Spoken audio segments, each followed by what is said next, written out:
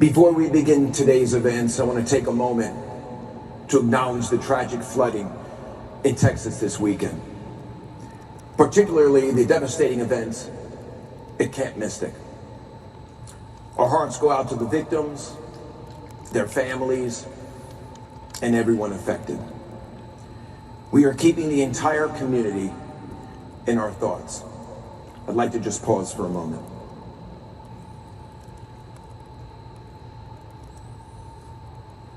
Thank you. It's great to have our 2025 Football Media Days powered by Microsoft Copilot back in Texas. I want to thank the Dallas Cowboys and the Jones family for hosting us in this remarkable venue. I'd like to thank every member of the media for being here and for your continued coverage of our conference. There's been plenty to write about over the last year, and I believe your coverage has remained fair, balanced, and thoughtful. I'd also like to thank our media, commercial, and bowl partners that are here with us today. 6 weeks from now, the Big 12 will kick off its 30th football season in Dublin, Ireland. This will be a historic moment for Iowa State, K-State, and the entire Big 12. And we look forward to returning next year when TCU hosts North Carolina. All eyes will be on our league, both at home and around the globe. But before we talk about where we're going, let's take a moment to look back.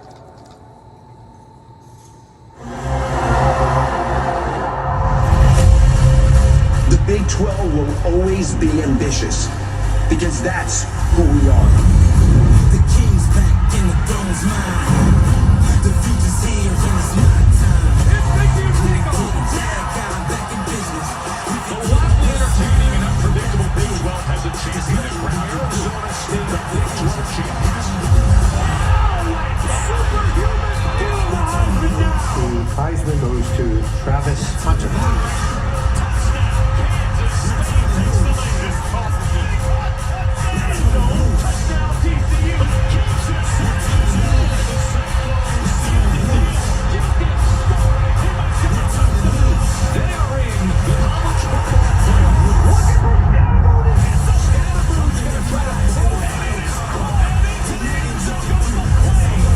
It's Big 12 soccer here at CPKC Stadium. Big 12 tournament champions. The dream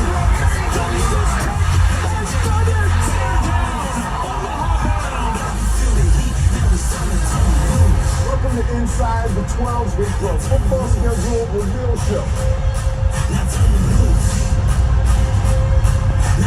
With the second pick, the Jacksonville Jaguars select Travis Hunter. With the 8th pick, the Carolina Panthers select Teteroa McMillan. just like 1994. In this home, what a catch! Shortstop intercepted. There is the finishing touch. The blitz sitting out of low. Dangerous all the way for 6.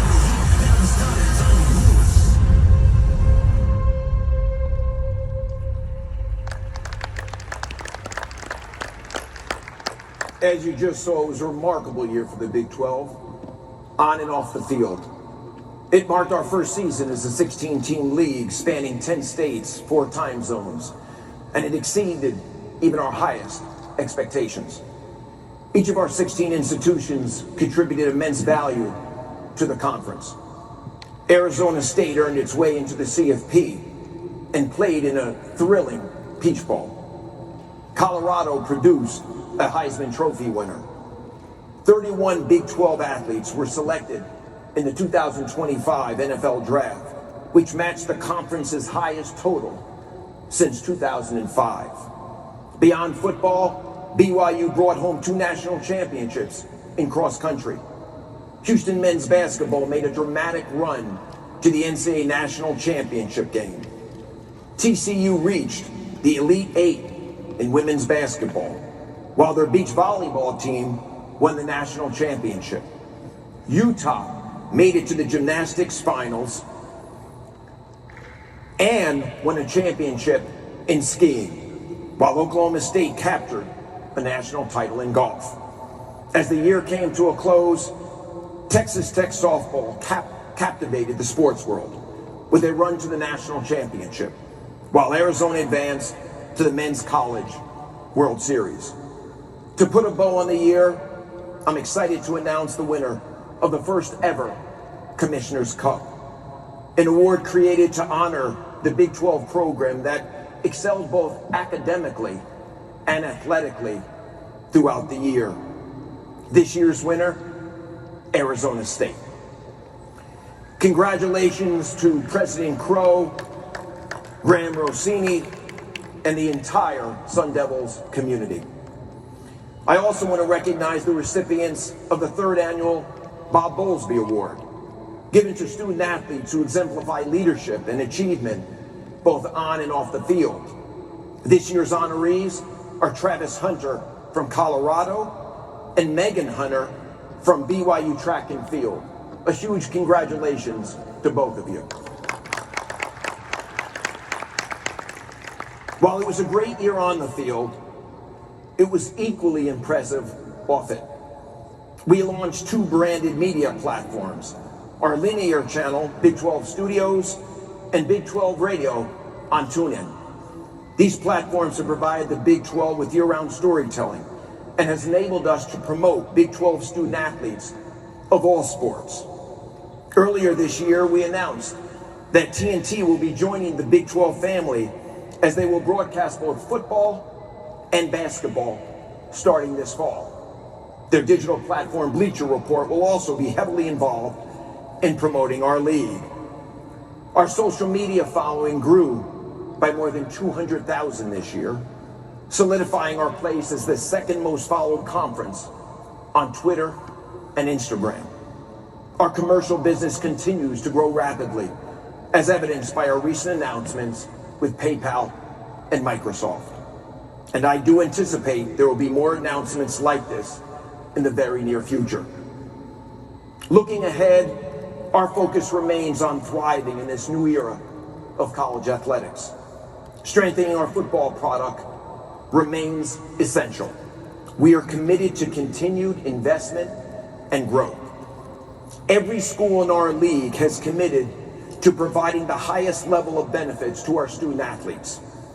And once again, I believe we will be the deepest football conference in America.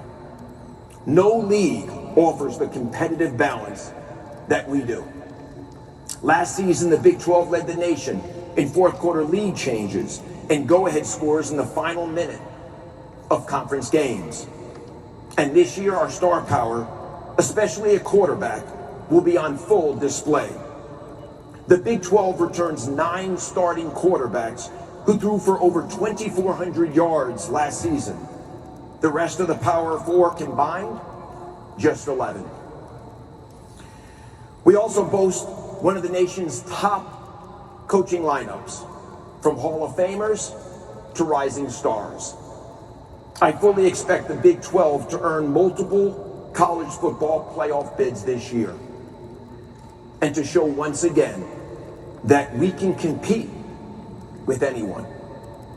Speaking of the CFP, we continue to believe the 5-11 model proposed by the Big 12 and the ACC is the right playoff format for college football. We want to earn it on the field.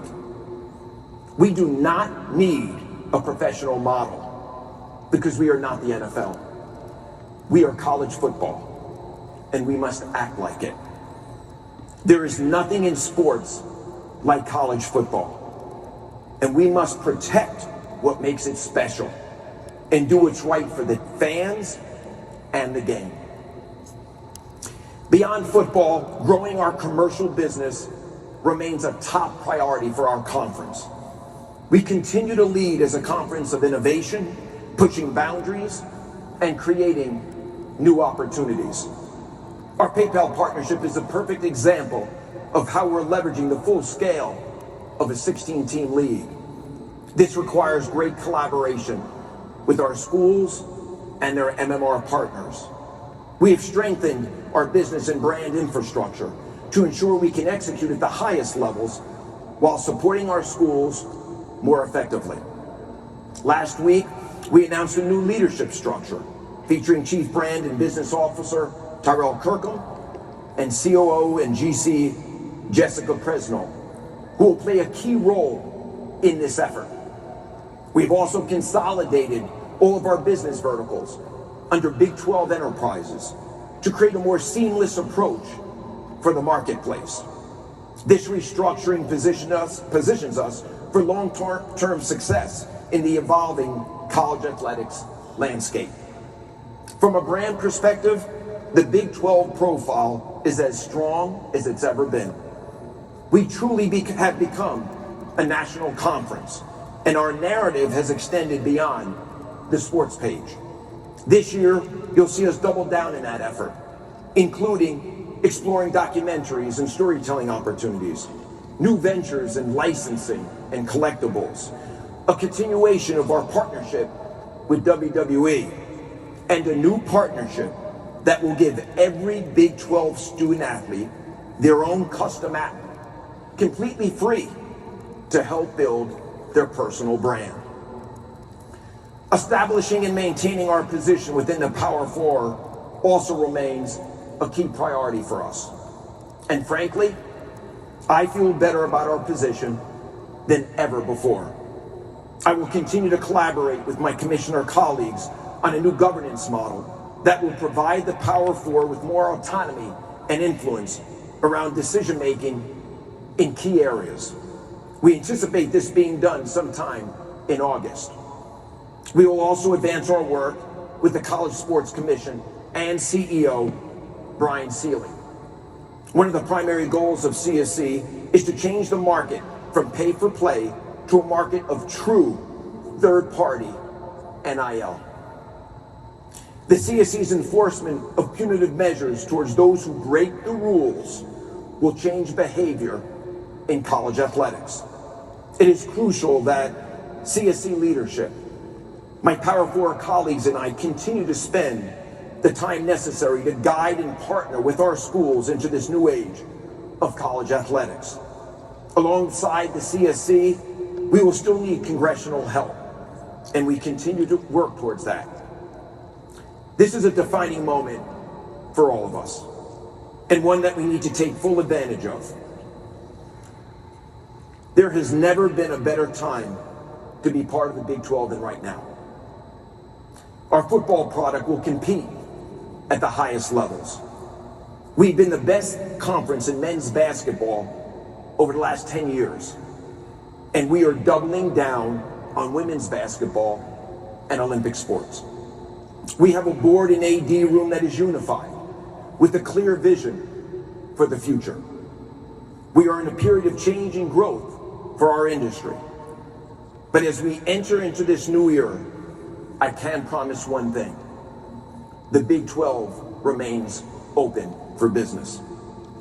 We will continue to reside at the intersection of sport, culture, and business. We truly are a different league. Thank you very much.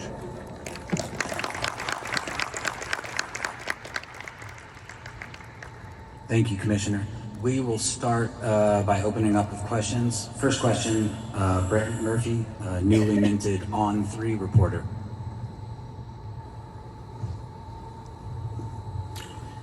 How you doing, Brett? It's good to see you, my friend. You too. This is your third anniversary as Commissioner of the Big 12. Happy anniversary. Thank you. Thank you. How would you evaluate the improvement and changes of the league since you first arrived? Great question, and thank you for that. I'm going to give that answer in a moment. I'd be remiss if I didn't wish my son a happy birthday on his 21st, which is today. I know he's watching, so Drake, I love being your dad. So Brett, to your question, I'm thrilled with where the Big 12 is right now. You know, 3 years ago, I didn't walk on the stage, I sat on the stage, which was a little uncomfortable for me. And I said I wanted to modernize this conference. I wanted to be more contemporary. I wanted to get on the consciousness of future student athletes. I wanted to create a foundation that would enable us to succeed I wanted to be a national conference. I wanted to double down with ESPN and Fox. We've done all of that and more. I love the trajectory of this conference. I love where we're going. Our schools are making incredible investments in infrastructure, performance, and student athletes. It's everything I could have wished for when I took this job 3 years ago, but I will tell you, we're just getting started. This conference is today not the best version of itself, but we will be sooner than later. And as I said earlier, we have a unified board, an incredible group of ADs. We share in the vision for this conference, and I'm excited about our future. But thank you for the question. Gentleman in the, is that a tan blazer, I believe? Yeah, I'll call it that. I think that's about Great. right. I like that tan blazer. Well, thank you. Okay. Brett, I'm wondering, what could good attendance and a successful kickoff game in Ireland this August mean for future Big 12 international expansion? And I'm Ben Hutchins with the Quad City Times. Yeah, great question. Listen, I've been on the record to say that I want this conference to be a global conference. I think we can win globally, big time. Playing in Ireland, obviously, is that first step. We'll return there next year, as I said in my opening comments. There's a good chance we'll be in Mexico City next spring for baseball. Baylor's kicking off, the women are, the basketball season in Paris this year. And we're having conversations with other countries throughout the world that are very interested in bringing the Big 12 to their marketplace. So I think the game in Ireland is an impetus, if you will, for future global expansion, and I'm all in on it. I think it's critically important, for our conference. Thank you for your question. Great. We'll go to Big 12 legend Barry Trammell.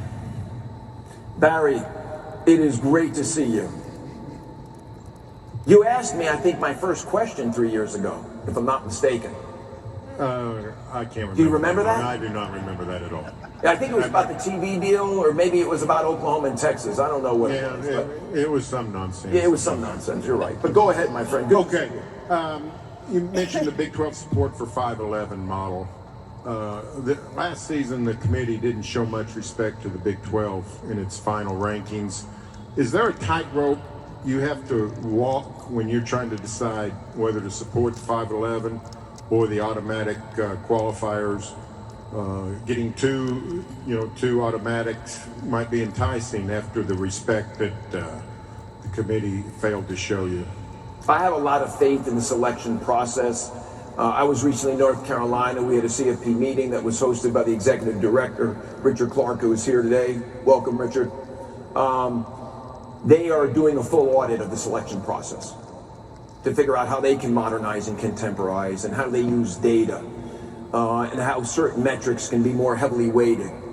Most importantly, they have a great leader, Mack Rhoades of Baylor. And I have a lot of faith in Mack Rhoades and the work he's doing with the selection committee. So I have a lot of faith in what they're doing.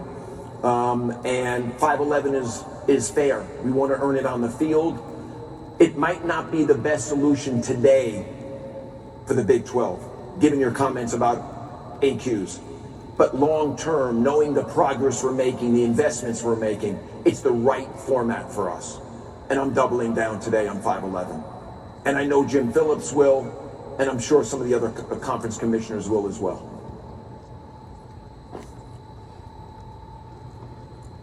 Go ahead. Tyler Budge, CF Budge, kind of pick. Tyler, how you doing today? I'm doing great, Brett. How are you? Is this your first media day? It's not. It's like 4 or 5 this week. Okay, good to see you.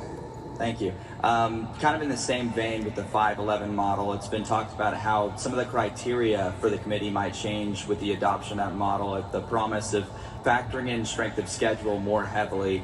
I know you just touched on it a little bit, but talking about those factors changing and the criteria changing, how does that factor into your support of that model? Listen, I'm going to defer to Richard Clark. He's here today, but I think as you look at how things are weighted at different metrics, strength of schedule matters, and there's some new metrics that are going to be brought into the puzzle, I think, as well, to complement what's already there. So again, I'm confident we'll get to the right place, and ultimately, I'm confident we'll go to 511. Great. We'll go to Melissa. While we wait for the mic, everyone should know Melissa, who's about to ask this question, was my 7th grade basketball coach. Where's Melissa? Make sure you show her the love. And I also was team MVP. Not that anyone asked, but. I don't know if we need to verify the team MVP thing, Clark, but I'm going to let you have it. Melissa, still send my box score. Melissa, was he any good? Listen, Clark was the best player on a very middle school basketball team. That's what I do best. Best out of mid. So you're saying he was an outlier on a team that wasn't that good? You know what? I like the way that you phrase that. That's why you're up there and I'm down here, right? Okay. Clark, congratulations. Okay. I feel like we derailed this whole thing, but it actually segues nicely into my question. So thank you, Clark. Melissa Treebwasser with Frogs Insider. Nice to see you. You mentioned doubling down on women's basketball in the Olympic sports in an era of rev share where I would say every fan base wants every dollar thrown to football. What is that practically going to look like in this conference? I can't speak for our schools because obviously it's they determine how they want to slice the pie, if you will. But I can tell you in conversations, women's basketball matters.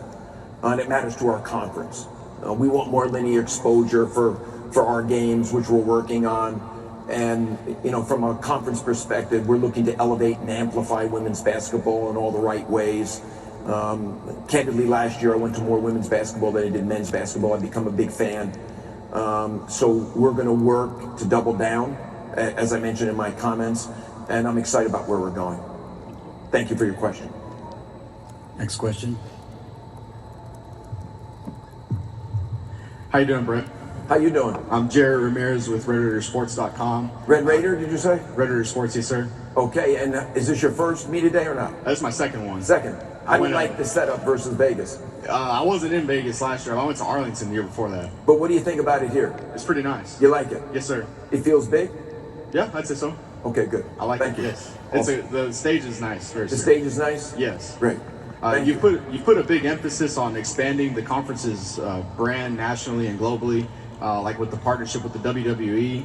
Have you seen that partnership impact the conference, and do you have any more details on like future plans with the WWE? We're going to make an announcement when, Tyrell? Tomorrow. So I can't give it to you today, but we're making an announcement regarding WWE. We're going to double down with them. I can tell you that when we do collaborative activations, the engagement on social media is the highest we experience from a conference perspective. They are a terrific partner. They've been with us since day one. They continue to grow with us, and we'll have an announcement tomorrow that will answer your question. But be rest assured they're part of our plans today and moving forward. Thank you. Go to Mitch Harper with KSL. Yeah, Brett, right over here. Oh, Mitch now Harper. You've been here a couple of years. You know me. I'm always here. How are you today? Doing great, Brett. Mitch Harper, KSL Sports in Salt Lake. I'm curious, you mentioned that you believe this is the deepest football conference in America. How critical is it, though, for your league to have one or two brands that emerge annually as playoff contenders in your viewpoint? Critical. I like how you stated that. You know, I think parity matters, and I think ultimately over time, and it's hopefully sooner than later, there'll be a couple of our schools that will emerge, you know, as elite schools that are always part of the conversations at the highest levels, and that's what we're working towards. But it starts with parity and being competitive top to bottom, and I think we're there. And I think we're the best in the conference, or in the country, when you think about how deep we are, top to bottom. But I do believe that long term, you need certain schools to emerge to the top, and I think we're getting there. But great question. Thank you. Any other questions? Okay, thank you again. Oh, you got one. You have one more. This will be the last one. Radio Commissioner, hello. Nice Max Pado, Walter Cronkite Sports Network. Is this your first? This is my first media day. What do you think? It looks great. Absolutely great. Have you experienced any other conference media day? I've watched them on TV, so. Okay. Yeah. Well, welcome. Yeah, thank you, Commissioner. My question, the coaches and athletic directors made the decision to forego the preseason media poll. Obviously, it's no secret Arizona State was picked to finish dead last.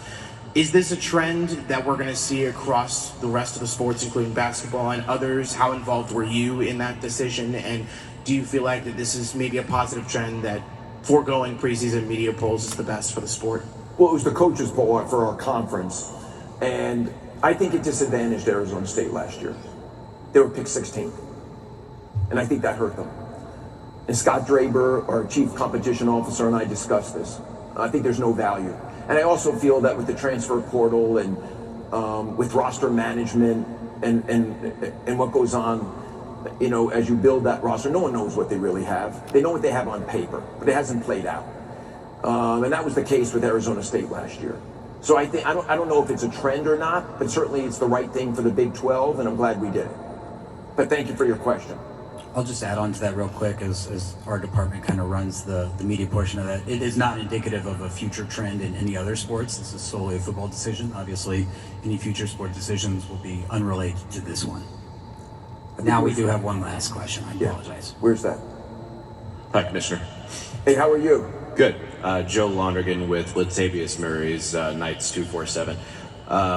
Regarding the media poll that the last gentleman just asked about, sorry about the feedback, but I guess is cutting back on that a way to eliminate any misperceptions of teams that are in the running for the college football playoff as well?